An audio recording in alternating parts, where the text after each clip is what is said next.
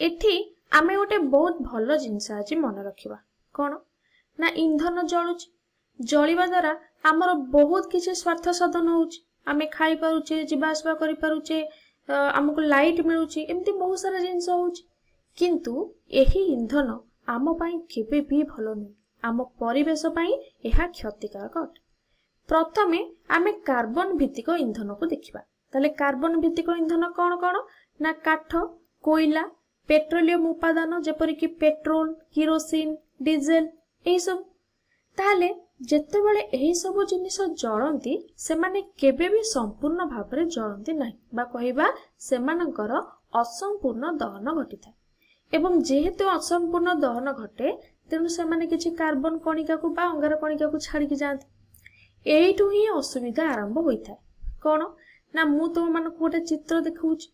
एहा कोन ना कोयला रे पाउसर चित्र जो कोयलार धूली सब उड़े ताहार चित्र ताकु मु माइक्रोस्कोप अंडर रे बा माइक्रोस्कोप तळे मु तुमको देखाइछि ताले एही परि ही देखा जिवो जो तळे जो चित्रटा अछि एही चित्रटा एही भली भाबरे तार धूली उडाक सब देखा जाय। एठी देखो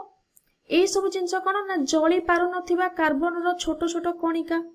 ताले एगुडी को छोट हेले भी बहुत बड़ बड़ असुविधा सब सृष्टि करिथांती जेतेबेले कोयला जळे एही कणिका गुडी को वायु रे उडंती ताहा केबे भी भलो नु कहीं ना एगुडी को प्रदूषण करांती एवं एगुडी को आमको किछि श्वासक्रिया जनित भली किछि समस्या देखाई थांती एवं आजमा मध्य करिथांती तो मान देखिथिबा एही भली किछि पेशेंट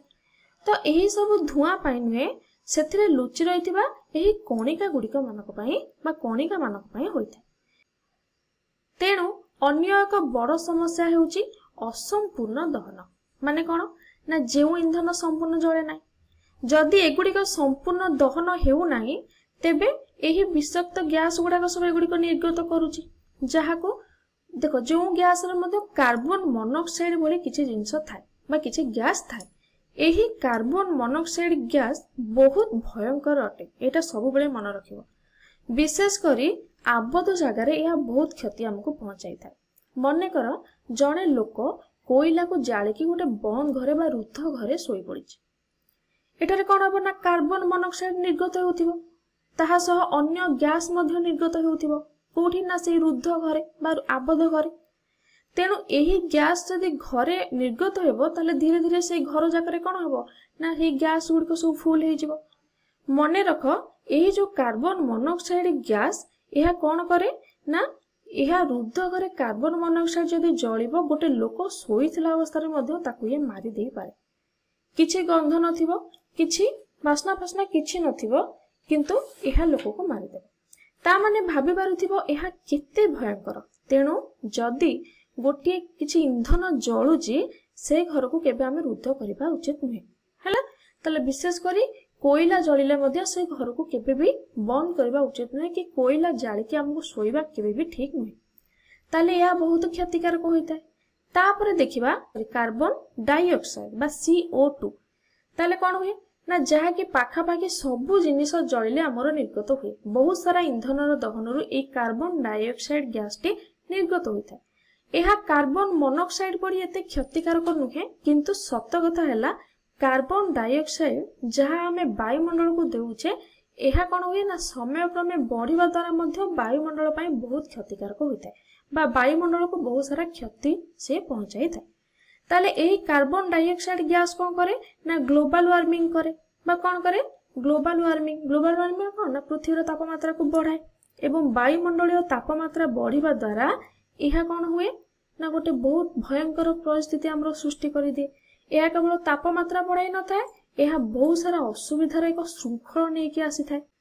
ताले तापमात्रा वृद्धि हेले मेरु अंचल रे बरफ सब तरळिबो बरफ तळे तरळिबो देखो तापमात्रा एठी बढ़िला मेरु अंचल रे कोन हेबो ना बरफ गुडी को सब तरळि जिवो तरळि के एठी बन्या बात्या ए सब जिंस सृष्टि हेबो आ समुद्र कुलिया अंचल रे सब कोन हेबो ना अनेक स्थान समुद्र गर्भ रे विलीन होई जिवो बा लोप पाई जिवो। दहनरु अन्य एक गैस मध्य निर्गत होइता जहा को सल्फर डाइऑक्साइड बोली कहा जाय एहा सल्फर और अम्लजानर एक मिश्रणर सृष्टि होइता बा यौगिक अटे एही गैस श्वासरुद्धकारी होइथाय बहुत क्षति मध्य हमको पहुंचाई थाए। पेट्रोल इंजिन मध्य एक गैस निर्गत करे जहां नाइट्रोजेन डाइऑक्साइड बोली कहा जाए। एवं जेतेबेले सल्फर एवं नाइट्रोजेन डाइऑक्साइड वर्षा जल सहित मिसे से माने कौन सृष्टि करती ना अम्ल वृष्टि सृष्टि करती। यह मध्य बहुत क्षतिकारक होते। यह कौन हम ना शस्य मृत्तिका एवं बड़ बड़ घर को सब क्षति करता है। तो आमे जानले अम्ल वृष्टि आम केते क्षतिकारक अटे। तेणु अधिक रु अधिक लोक एबे पेट्रोल आउ डीजेल व्यवहार न करिकी सीएनजी को जानवाहन रे व्यवहार करुछंती। कारण सीएनजी बहुत कम क्षतिकारक गैस को निर्गत करुची। सीएनजी आम कहि परिबा गोटे क्लीन गैस, या बहुत कम प्रदूषण करुची।